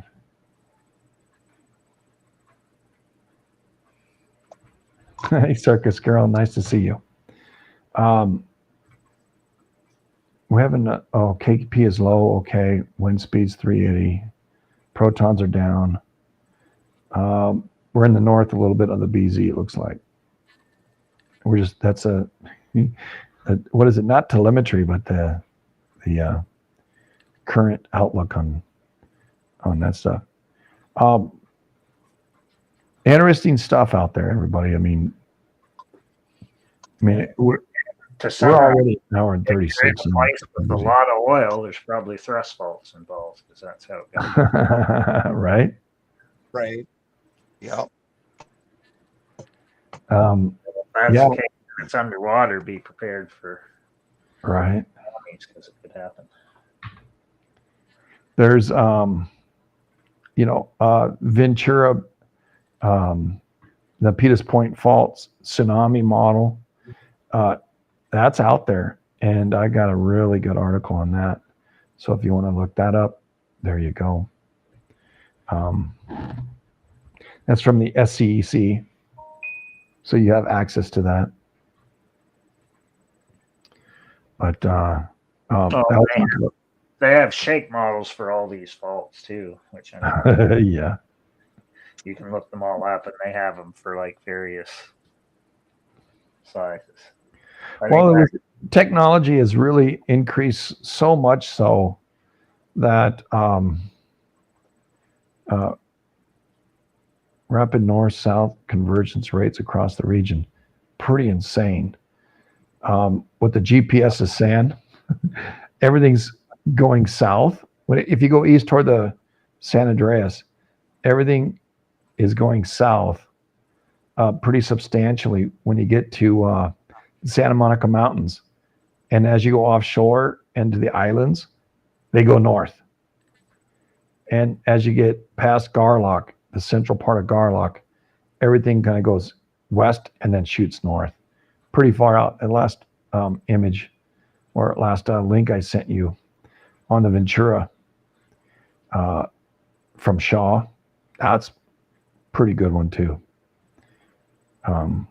But there's no end to it. I mean, and again, not everybody argues the same points, but well, even the scientific people don't agree. So they're given whatever their slant is based upon the data that they found. That's how it works. So we're doing the same thing. We're just adding our opinions to it. But to me, it's pretty straightforward. Like once you start looking at the things, it all makes sense. And then when you look at when the quakes happened in close proximity to each other, well, then it all makes sense. It's all on the same fault. So it's moving quite a bit in a short period of time on those west faults. And we'll find, like, when we go up and do all the other ones, I think probably next we'll do the Baja ones and then go into. Well, I think in this area here, I think we need to have another night in this area because there is major faults that are off the system there. You know, Mission Ridge, Arroyo. I don't know. Do we? Because that's still south of Garlock. We also should do the San Gabriel Fault, which is a major fault. They tie back into Garlock, though, if you actually reading about them. So yeah, they do. So we can come up to Garlock on the other side and then come back over. The Pacifico Fault, the Santa Ana Fault, Santa Ynez Fault, a Mission Ridge Fault, the Arroyo, the Lion Canyon Fault. We talked about the San Cayano Fault, and that leads into two splays, the Holzer Fault and the Del Valle Fault. The Holzer Fault hits the San Gabriel, which is kind of a break from down there in Rancho Cucamonga or Lytle Creek, Glen Helen, and pulls west and then comes back into where the Garlock hits. So it's a very unique fault break through there. And I think because of and it's just me talking, I think because of the compression bend at Garlock, it created a San Gabriel fault zone. And that's every bit as powerful as some of these other ones. And I don't know if I keep showing the map, and I'll share it again as we close. Show on stream. There you go. San Gabriel, here's Garlock, the meeting at Garlock at the top here, right? And San Gabriel follows all the way down back to where we started. You know, our original was talking about Lytle Creek. It's like, wow, anything goes all the way to Lytle Creek. And that's the Cucamonga Fault, the Santa Maria, the Raymond, the Hollywood, Santa Monica, Malibu, on offshore to the Santa Cruz, and then the Santa Rosa Island Fault. That's one major long fault system. So when it moves, the other ones adjust to it either way, depending where the correct is. And then that's purely the main one that goes east to west, right? And then the San Gabriel right here, right? Or San Gabriel fault system back here, right? San Gabriel Mountains are right here. So in front of those, or through, actually way up in the middle of them, all the way up. Then we've got this major fault system through here that we didn't really talk about because it's a little bit high. That's the Santa Ynez Fault. Here's the Mission Ridge that's onshore right behind Montecito and Santa Barbara, right? The Aurora Preta Fault, Santa Ana Fault, and there's a Lion Canyon Fault. Turns into the San Cayento Fault. Yeah. And a Holzer and Del Valle right here, right? Then there's the Santa Susana Fault that leads right up here. We talked about the conjunction right here in the middle. Then here's the Oak Ridge Fault, which breaks off that Santa Susana. We talked about that. We talked about the Ventura. Talked about the Peters Point. We didn't talk about any of this up here. No. Because that's part of the northern section. We have to break this down into sections. So we just did the center section right here. Yeah, and they also have connections. The next ones we're going to do not only Garlock but Bakersfield too. Right. So when you start right up in here, White Wolf Fault. Yeah. So we'll talk about all this stuff here the next time around, and then this part down here, which is between the Santa Monica and the Santa Rosa Fault, which is just underneath the road. We'll talk about this area here, and then we'll talk about that area and conclude it with this out here. And then we'll be all set to talk about the connection with Garlock and the White Wolf Fault and north. This is the shear zone here, and that's the North American Plate. We're trying to get you to understand all these different faults and how they work before we go here on this section, because then you go, oh, I understand. So if this does that, more likely something over there is going to do something and act a certain way. And that's what these tensor balls do. That's what these studies do. They help you understand that if indeed it's not just one event, bang, earthquake happens and it's done. Or earthquake happens, it releases stress, but it also adds stress. Where does it add stress? Then you can kind of, okay, I'm going to watch this area. Sometimes you'll see little bitty quakes, but that just means it's adding more pressure. And where it's not forecasting, it's not telling, oh, it's going to happen. It's just saying, look at what it's doing. Look at how it's responding. You'll see a 5.4 happen one spot. Then you'll see, 1.2s, 2.1s happen along that other or adjacent fault. So the stress is being put up against those other ones and the Coulomb stress. So, and that's kind of what we're really doing. By the definition I gave earlier, we're talking a lot about Coulomb stress. Yeah. And to give you an example, if you look up what happened in 1812 before these two big quakes happened, there was a whole bunch of shaking and quaking for like 4 months before all of it happened. So there was all these foreshocks to the two bigger quakes at the end of 1812, which to me makes sense because you had all the New Madrid ones earlier that year, right? So we also had the Caribbean quakes, the volcano down there that went off, La Soufrière. So one was affecting the other and causing all these things to happen that were foreshocks to the big ones. The thing is, we have to understand that the plates, they're not like China plates, plate of, they're not porcelain, right? It's dirt. It's loose, it's compacted, but it's still just dirt. And when you ever play in the mud, man, I'm playing in the mud a lot, but playing in the mud, you can see, and you watch a river, like unfortunately what's happened here back east, you can watch those rivers get widened pretty good with a big flow of water through it. It's kind of like the same kind of thing. The ground is not like one big solid piece of rock. Although we walk on it, it's not like one big solid rock. And it's got all these cracks and we walk along. We live on these stuff, man. And some places that are in the center part of the United States don't get so much. Why? Because there's not another plate banging on it. The grinding of this in the Southern Cal here affects all the way out here into Arizona, all the way up here into the Wasatch. It's all affected.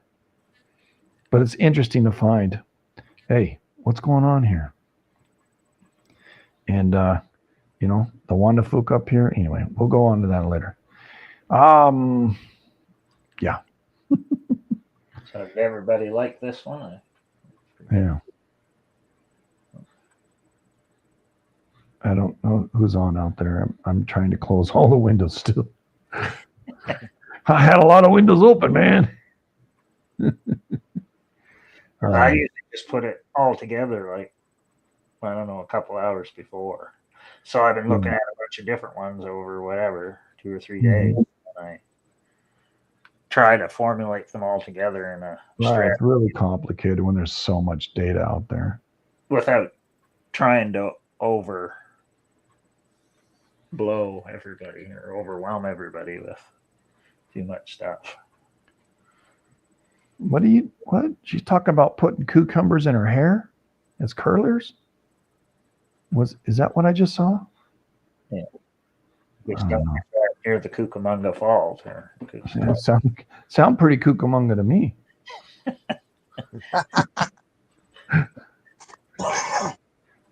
All I saw was over on Streamlabs there. Something popped up there and I barely saw it. Somebody talking about it. Yeah, I think I left this too. This is the Ventura Basin lies between the east-west trending active fault and thrust fault western traverse ranges of California. This basin has been a site for significant earthquakes on structures within it and bordering it. The purpose of the study is to identify the main structures in the basin and borders and quantify the rate of deformation. The study includes the onshore and offshore Ventura Basin, Arcute Basin bounding Oak Ridge Reverse Fault, and the Oxnard Shelf to the south. Shortening fault slip and crustal block motions were studied using a three-dimensional map restoration technique. Structured contour maps and a 6 MA surface and other horizons were digitized. And this is I'm going to drop this in as a close. Because we talked about the Oak Ridge Fault very, very, limited here. You can buy the article. This is just the abstract. All right, everybody. Some of these things you got to pay for, and who wants to pay for that? Sometimes we can find it free. What? I'll use cucumbers for my salad or hair conditioning for my legs. Well, I know people put them on their eyes and stuff too. Well, why would you want to grow hair on your legs? Why would you want to condition the hair on your legs? I don't know what you mean. I got forever bags. Look in the abyss of fault. Okay. I was thinking through the cave.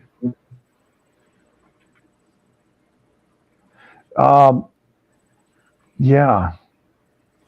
Eden, that's an interesting concept, but it's kind of out of our purview of the context here when you talk about the Great Lakes.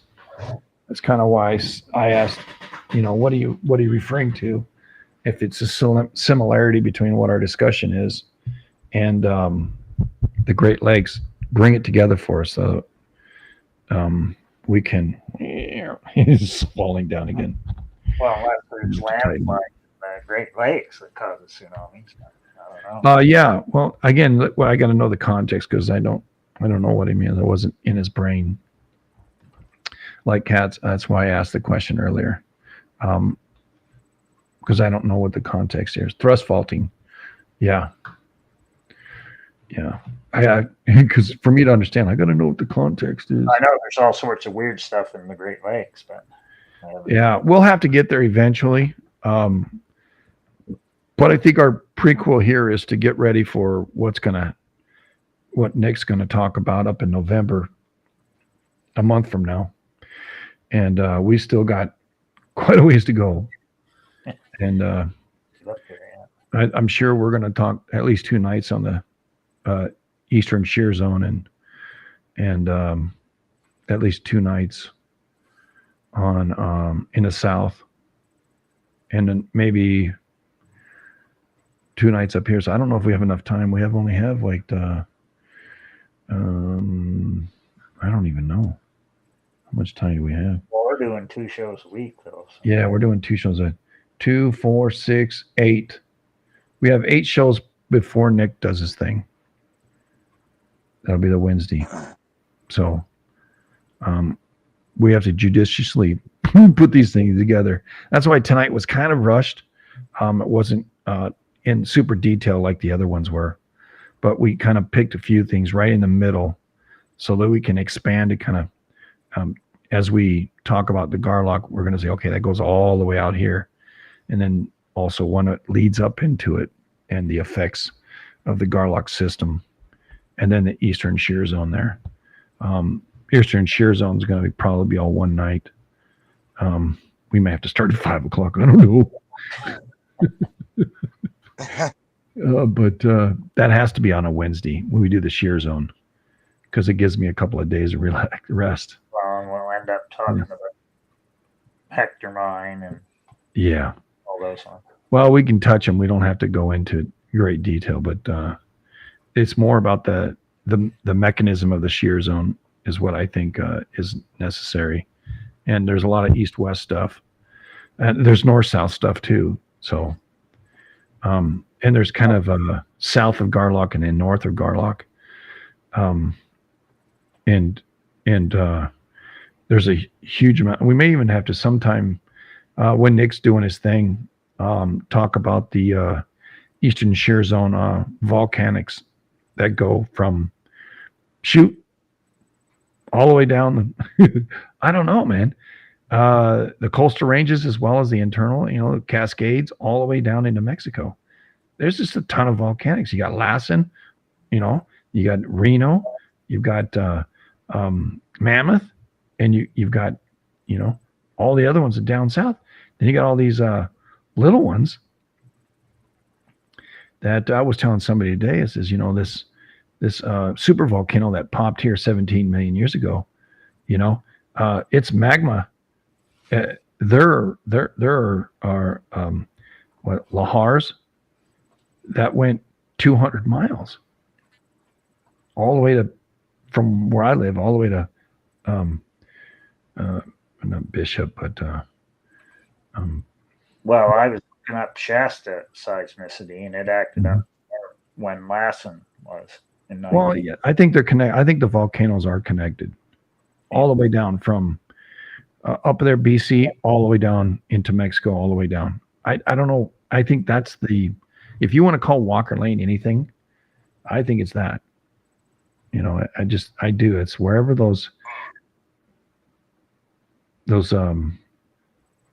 volcanics are. I mean, you can't cross the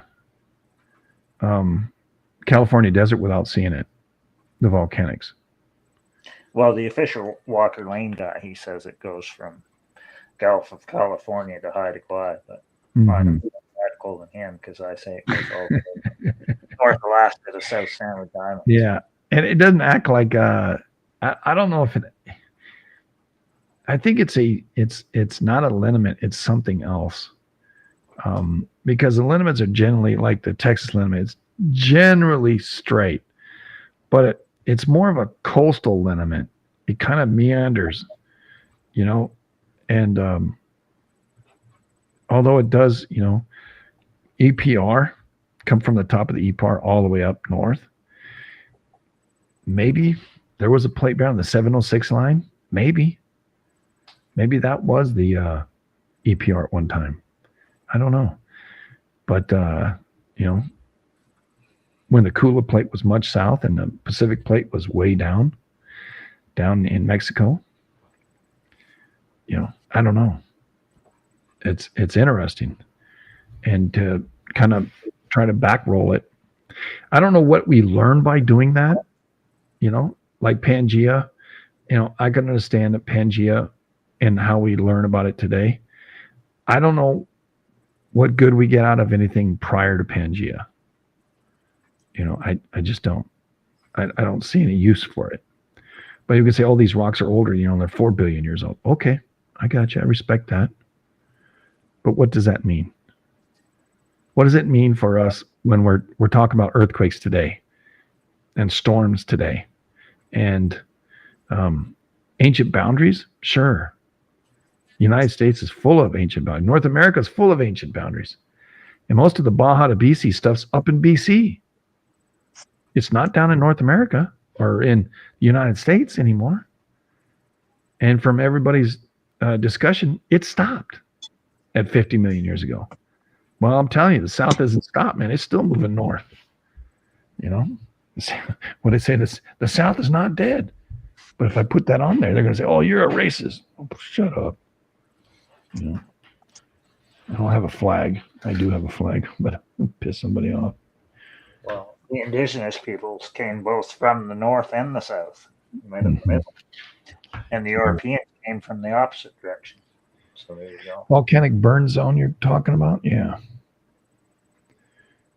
Eden said volcanic burn zone. You got welded tuffs. That's like a fissure opens up, right? And magma comes up and then welds the two sides together. California's full of that. Mexico is too. And there's a bunch of stuff down there off of Phoenix. There's a ton of stuff down here in Flagstaff, all the way up going into Nevada and Utah. It's like, what the hell happened 50 million years ago up to current date right now? What's it? Wawa happened 30 million years ago, right? When it was underwater. and exploded way bigger than Yellowstone ever did. So I don't fully, I mean, trying to get my mind around that. It's like, dang. Yeah, magma is a welder. Yeah, no doubt. You know, and they're eating up at those welds in the Coso range. They're digging at them. Let me see if I can show you that. And share my screen. Share. Well, the Earth can be a welder and a torch. Oh, yeah. I mean, you're looking up here at where Ridgecrest happened, right? Ridgecrest right here. Big earthquake.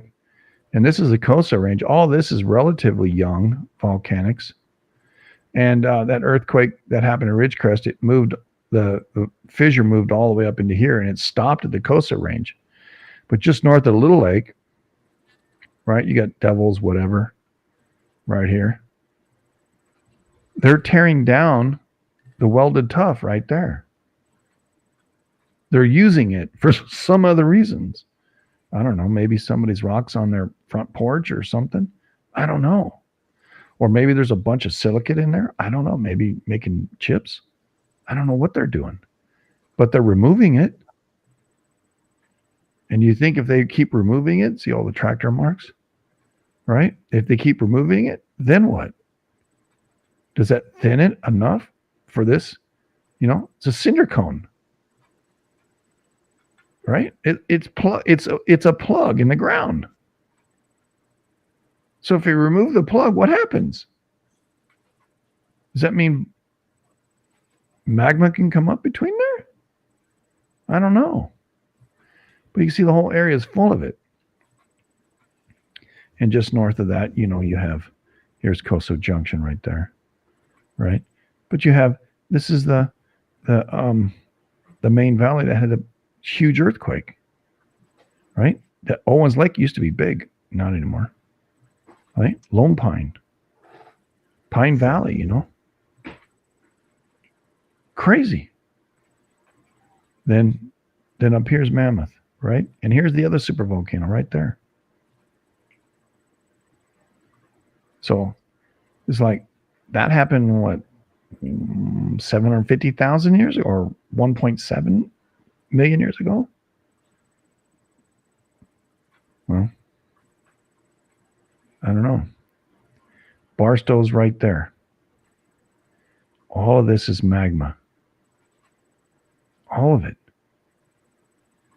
All the way. There's the supervolcano I spoke about. It's right over here. No, this is Yavapai. Right here. This thing blew up so much. In my area, it's pretty trip. Driving through the mountains here. See if I can show you. Right? When I go like this. Go down a freeway here. Check these things out. Look at these lava flows. Right? It's crazy.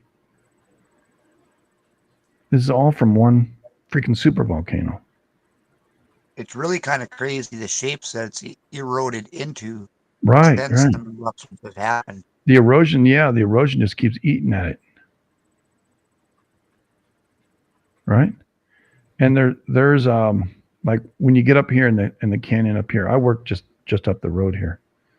Let me see. I don't know if I can stop this. Oh, come here, you.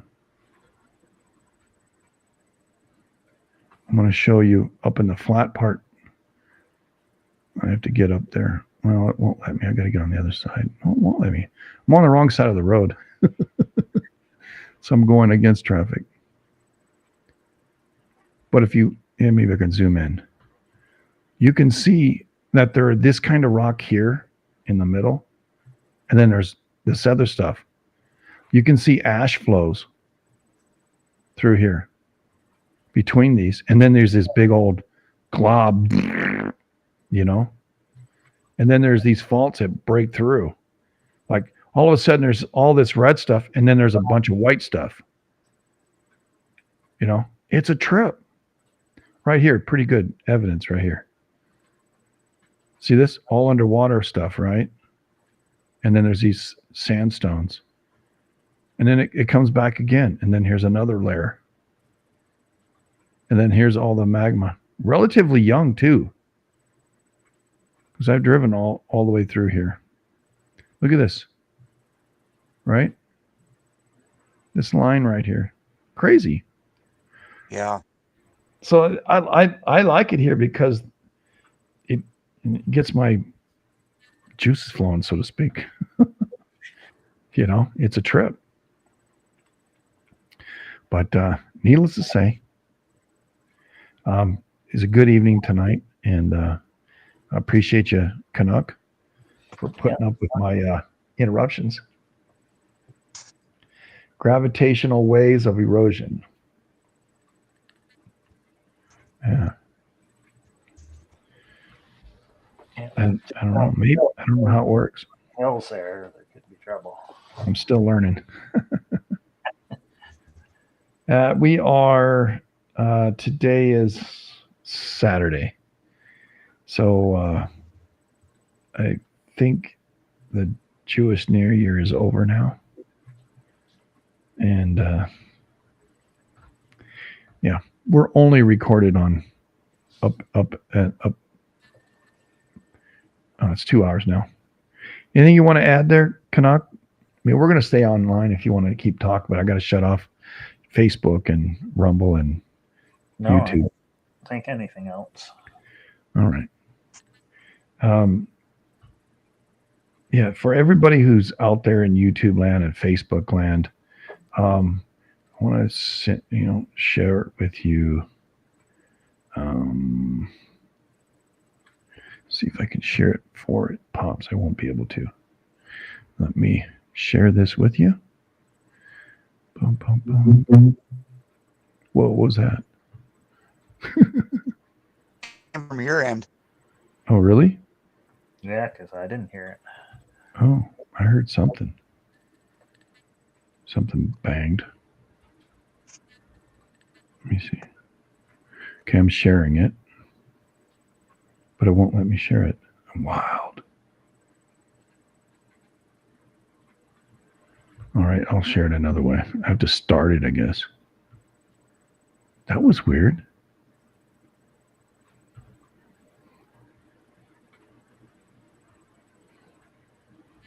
All right.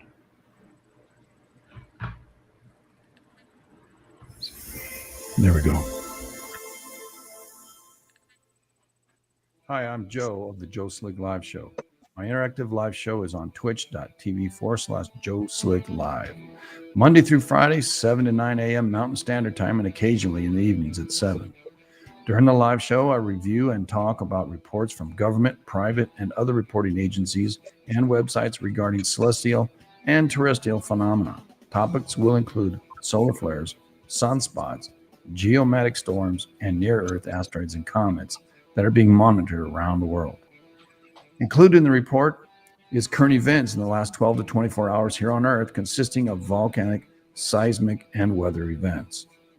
I close the morning report off with what's happening in the local and world news. Thank you, and you can be a part of the morning report by going to twitch.tv/Joe Slick Live. Look forward to seeing you there, and remember, don't get none on you. Don't get none on you. Make sure you click like and share, subscribe, and all that stuff. Thank you so much. And don't get none on you, everybody.